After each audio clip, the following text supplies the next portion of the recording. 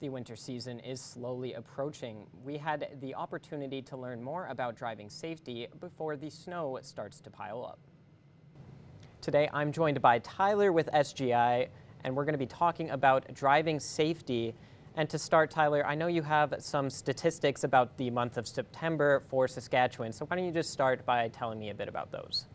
Over the month of September, the traffic safety spotlight was on school zone safety. So, with kids heading back to school, it was important for drivers to remember what they needed to do to keep kids safe. We were focusing on reminding them about those reduced speed limits in school zones, and also the importance of paying attention and watching out for kids who particularly as they're heading back to school, maybe not always paying attention to everything that they should, including crossing where they're supposed to.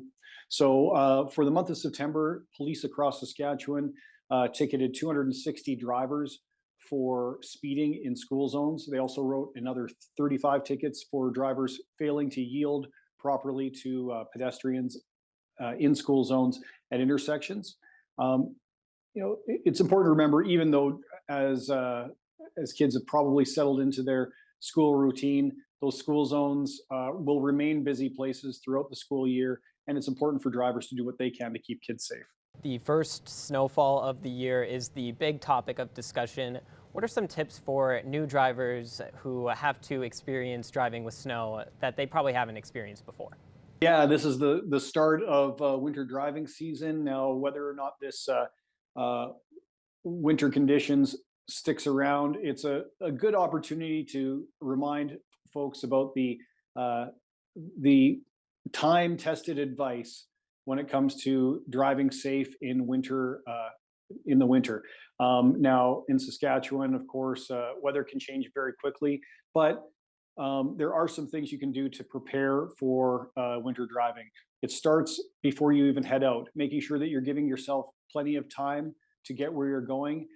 Before you leave the driveway, fully cleaning off your vehicle, making sure that the front, rear, and side glass is all clear of snow and frost, but also, clearing off the headlights and tail lights, the signal lights, so you can be seen and you can see where you're going, of course, and indicate to other drivers where you're going. We also recommend, if you have snow piled up on your hood or on your roof or on the trunk, uh, clear that off as well, just so it doesn't create that rolling blizzard effect for other drivers. A lot of the times, this is one of the things that drivers neglect to do is fully cleaning off their windshields. So you see them driving, trying to see through maybe a little tiny porthole in the front, but that's not adequate. You need to be able to see around you so you can adequately shoulder check. You can see drivers and pedestrians, get that full range of vision. Once you actually head out, though, it's important to understand that your vehicle is going to perform differently when it's on a road that is covered in snow and or ice. And so you really want to get a feel for the road. That starts with gently braking, gently accelerating, making sure that you're maintaining that traction and understanding how your vehicle is performing with the conditions that you're dealing with. You'll definitely want to slow down and increase your following distance, which will give you additional time and opportunity to react. Other drivers will also be dealing with the same conditions you are as well. So making allowances for that is really important when you're driving in the winter. Can you talk a little bit about having winter tires and the importance of changing your tires for the winter season? Winter tires are a really good idea for anybody who's regularly dealing with snow and ice on the roads they travel. They are specifically designed to perform better in colder temperatures. Uh, Both the compound of the rubber and the tread patterns that they use are ideally suited for winter driving in ways that your all season tires are not. So, if you do have winter tires, now would be a really great time to start thinking about when you're going to change them over. Maybe calling your local tire change in place if you have somebody do it for you, or if you're talented in a way that I'm not and can do it yourself, making a plan, because once those temperatures kind of drop below 7 degrees, that's really when the the rubber in your all seasons starts to perform less good than the winter tires that you might have in your garage. All right, that covers everything. Thank you so much for taking the time, Tyler. That's one thing about the winter season coming up is the roads are just not good. Yes, and like he said, getting winter tires is very, very important, not just for your safety, but the safety of others on the road as well. Tire places are definitely going to be very busy they're coming packed up right now. You can tell. You can just tell. Yeah. One snowfall is all it takes. Exactly. Good news for us here is we didn't get the snow that it was predicted that was going to fall this morning, which is very nice for us here. But we just had to deal with the cold today, which is not too bad. There was a lot of sun throughout the day, which is always nice to see, even in the cold. It's -5 here right now, but with that wind chill, it feels closer to -12, that wind speed coming in at 26 kilometers per hour. So things are quite cold, but we still have that nice, beautiful sun out as well. So that's nice, nice little trade-off.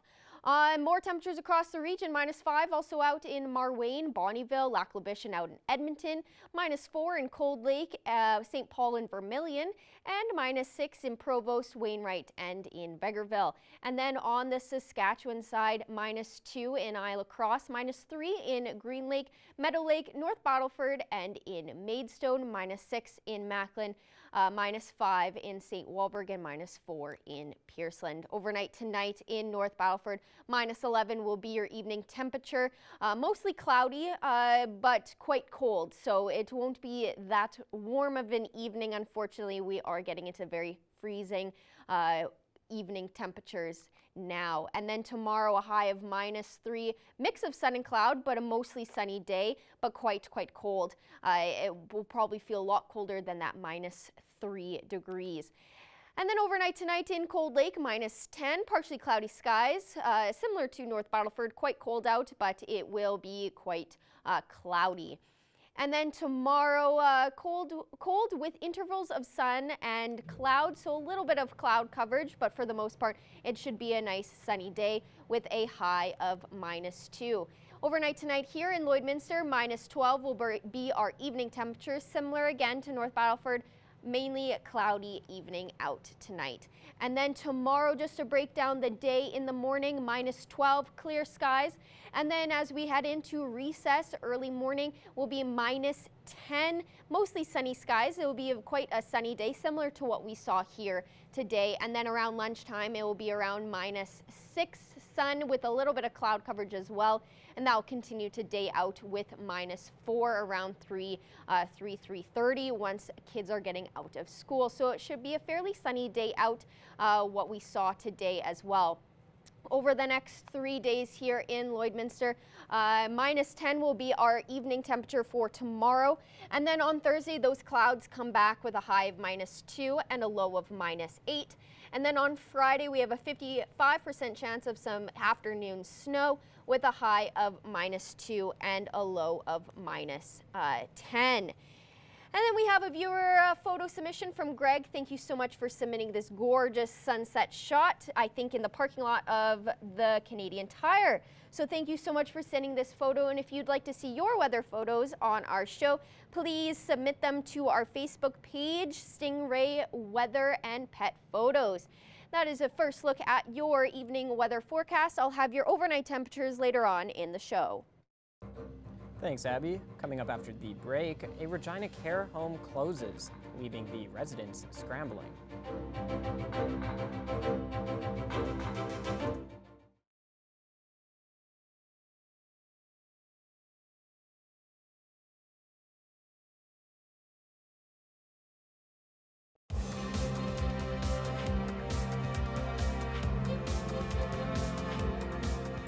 The Lakeland Wrestlers took on the Olds Broncos in their annual Make Some Noise for Mental Health game. Our Thomas Wildman has more on this great initiative. The Rustlers were hoping to continue their strong opening to the season, looking for their 5th win in a row. The first period saw no scoring, even with 2 chances on the man advantage for the Rustlers, but in the second period, a breakthrough was made.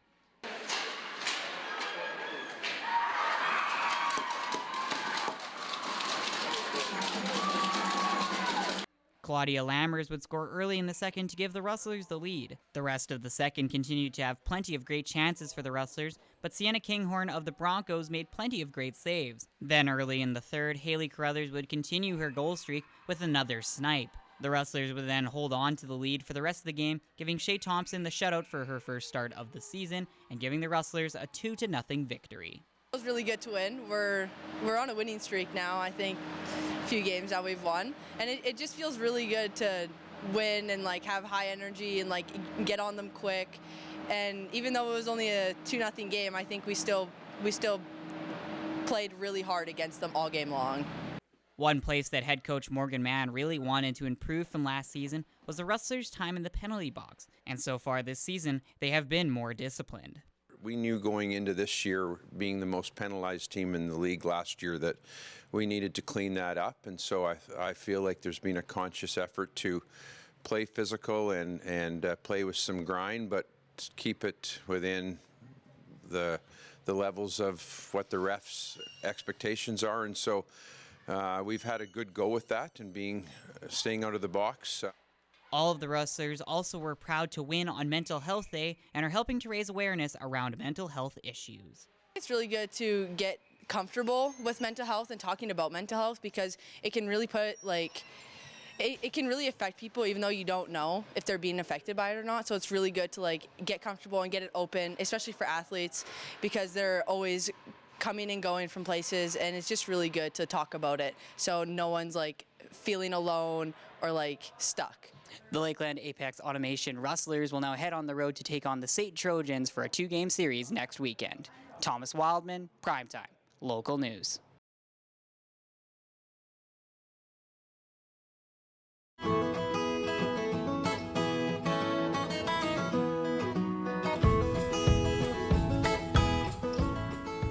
I'm back at Border Paws Animal Shelter for another edition of Pet Project, and today we have a gorgeous girl named Rhodey.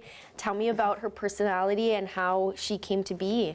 So Rhodey came into us as a owner surrender from around Lloydminster. She's been here since the end of July, so she's been hanging out with us for a while. As you can see, she's a foodie, so she loves treats, and she's willing to work hard to earn them. So she's very trainable. I haven't gotten to work with her a whole lot, but she's already doing really well with targeting a raised bed like this and learning to give eye contact on command and starting to work on her leash manners because she is a puller on leash, so she does need to work on that some more. But yeah, as you can see, she's calmed down quite a bit. I wouldn't have been able to do this a couple weeks ago with her. Eyes, free, come this way. Good girl. So yeah, she's starting to understand simple commands and stuff like that and be wanting to work for her treats and earn them. She seems to not really care about cats at all, so I think she would be okay in a home with cats and with other calm dogs or dogs that we can introduce her to slowly. She seems pretty good with kids as well. She is a bit food possessive with other dogs, so we're hoping she can go to an owner that's a little bit more experienced that will continue working on that with her. But really sweet dog, very well mannered. Really great personality. She'd be up for road trips, up for going for walks, hikes. Can you come place? Good girl. And a lot of fun to have around. Yes, for sure. Just walking when we came in, she was curious, but she didn't immediately run to the door. She actually sat down when we walked in. So it goes to show just how trainable she really is. And like you mentioned a couple weeks ago, she wouldn't have been able to do that. So it does really show how easy she is to train, which is awesome. And it's great that she is good around other animals or other dogs and kids especially. I think she'd be a very calm presence in any household, which is awesome. Or make the perfect companion for an already existing dog that they may have. Now you have an adoption event this weekend. Tell me a little bit about that and what people need to know if they want to show up. So it is going to be this Saturday, and it's a Halloween-themed event at PetSmart. So we're going to be having Halloween photos there, so you can bring your pets into the store in costume, maybe get some Halloween photos done as a fundraiser for Border Paws. We're also going to have some volunteers with adoptable kittens and cats on site. And we do have our cat sale still going on this month. So for orange and black kittens, it's 50% off our adoption fees, and then for all other cats, it's 25% off. So a good opportunity to adopt a cat if you've been thinking about it for a while. And that sale, when does that end? At the The end of the month. Yeah. which is perfect and a great idea Yes. for Halloween especially. And it'll also help reduce the numbers Yeah, of we have cats a lot that of you cats have. right now. Now, same question as every week. You want to mention a few of your wish list items and Yeah. any other donations that you might need. So right now we're really excited about getting our training room set up. So we've got some raised beds like this in there. We've got some toys, treats, so that we can start working regularly with the shelter dogs and make them more adoptable. So we are actually asking the public to consider donating if you have any used dog puzzles, the plastic ones that you can put treats and food in for the dogs to have to figure out to get it out. For some enrichment, we'd like to have some of those in our training room. Also carabiner clips, we use those to use our chain link pens to make sure they lock and the dogs can't flip it up and get out. So we're needing some more carabiner clips, and some martingale collars would be nice as well as a training tool. So yeah, we would love to get our training area set up a little better for the dogs and get them listening good like Rhodey. Yes, and it seems to be working. You know, Yeah. the one we had last week was also really good and very easily trainable. It just takes time. And so I think Exactly. it's great that you guys have started to implement that into your Yes. shelter animals, and because it would just be easier for them to be placed. Yes, in another exactly. And then home. it's a little easier of an integration for the adopters as well when they've got a dog that's already well started like this. So yeah. So it's perfect, and I know for a fact that Rhodey will make a perfect addition to any household. So Yeah. thanks again for joining me this week. Yeah, thanks for coming in.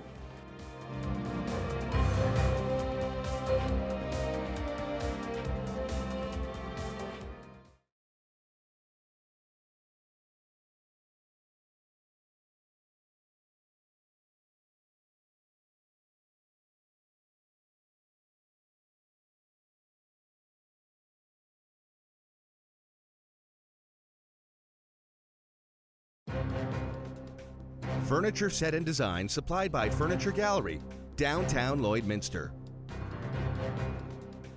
We are here with rockin' country artist Braden King from Saskatchewan. Braden, it's an absolute pleasure to get you on today. How are you doing? How's your week starting out?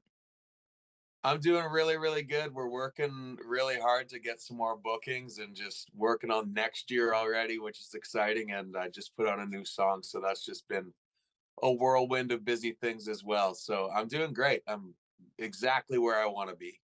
That sounds so exciting. Tequila and Me is your latest release that you did just come out with, and we are going to be talking about that here in a few minutes. But first, we have to talk about everything you have been doing. I've noticed on your socials, you have been doing show after show after show since like January of this year. You have been on the move. That's been incredible. So tell us about your shows and tell us about your 2023 up to this point. For sure. Yeah, like you said, we've had a ton of shows and mixed between solo shows and band shows. It's been mainly band shows, but I personally have played close to 100 shows this year, which has been crazy, incredible, so much fun. We've got to go all the way across Western Canada, from Manitoba to BC, and we got to play in Ontario for a couple of shows, especially one big one. I'm actually wearing the hat right now. We played at Boots and Hearts Festival in near Barrie, Ontario, which was the craziest experience ever. It was so much fun, and I was honored to be a part of that festival.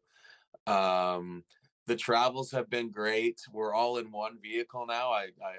Upgraded my tour vehicle, so now we got a Yukon XL and a trailer, so we get to all like annoy each other the entire drive, which is so much fun. And yeah, it's just been such a blast. I can't even pinpoint like my favorite show or anything like that. But yeah, we got to play Country Thunder, Alberta as well, which was really cool, and some stuff at Calgary Stampede. So yeah, some really big things and just so much fun altogether. You're wrapping up 2023. You're heading into 2024. So before we talk about your latest single, Tequila and Me, tell us, what do you have going on? For 2024, we're working on a lot more tour dates. We have some big shows that I can't talk about yet, but I'm very, very excited. And I feel very fortunate to be working on these kinds of things right now. We're definitely going to be heading out to like the East Coast more. because we got some cool things going on out there. So bit of a tour working out for out that way, and a lot more shows around Western Canada. The summer's going to be crazy, and a lot more new music as well. So just not slowing down anytime soon, I guess I'll say that. Lots to look forward to, that is for sure. So, where can everybody find more about you and your shows and your music? For sure. You can find me on all social media platforms at Braden King Music, BradenKingMusic.com for all the tour dates. And you can find me at Braden King on all streaming platforms, Spotify, Apple Music, and probably 100 other places that I don't know about, but I'm probably on there. Well, people are definitely going to want to be looking up your new song, Tequila and Me. You have been promoting it in a bit of a cheeky way over the last couple of weeks, and it's a fantastic song. So tell us more about how the song did come to be. For sure. Yeah, it's a tad bit embarrassing, but it's funny nonetheless. I flew down to Los Angeles to meet up with some friends of mine, and they were friends that I met when I was living in Belgium. So we hadn't seen each other for like 3 years, and we drank a bunch of tequila, and then I woke up under a tree, and the police were there, and they said, "You're in a really bad area. We need to take you home." And I was like, okay. So they're giving me a ride home. People think I got arrested. I didn't get arrested. Uh, and then the funniest part is that my friends also got picked up by the police. So we all ended up at the place where we were staying in separate police vehicles. It was the weirdest thing of my entire life. But when I first started writing the song, it was just something, the chorus came to me like nothing. And I put it in my voice notes, and I was like, that's the stupidest thing I've ever written. And then I was sitting with some of my band members, and I was like, here, listen to this. And they're like, that's the song. You got to write it. You got to write it. So I wrote it in like 10 minutes. And now we started playing it live like last year, and people have been asking for it and asking for it. So here it is. Well, it is a kick butt song. I love it so much. And Braden, thank you so much for chatting with me today. Thank you so much for having me. We've got one more story before we're all wrapped up today. We finally have an update on the Pride tape ban that took place in the NHL earlier this month. After talking to the NHL Players Association and the Player Inclusion Coalition, the league says players now have the option to voluntarily represent social causes with their stick tape. The NHL previously updated rules around the theme nights, including a ban on the Rainbow Pride tape. Over the weekend, Arizona Coyotes defenseman Travis Dermott became the first player to use the tape since the ban. I think it was a tad unnecessary for them to ban it. You know, you have these kind of theme nights that, you know, represent different organizations, not just the LGBTQ community. It means so much for so many different, like breast cancer, and there's so many different, you know, charities and other organizations that the NHL can support with doing events like having Pride tape on your sticks. Exactly, and it's such a small thing that I think it was so unnecessary for them to even consider banning it, because it's just a small little way to, you know, say we're allies, and which is important. And I really like how Travis Dermott just completely disregarded the ban entirely and just said, I'm going to have Pride tape anyways. I think that helped. And it definitely expedited the process of getting that ban lifted. That is all the time we have for you on Primetime Local News. Thank you so much for watching, and have a great night.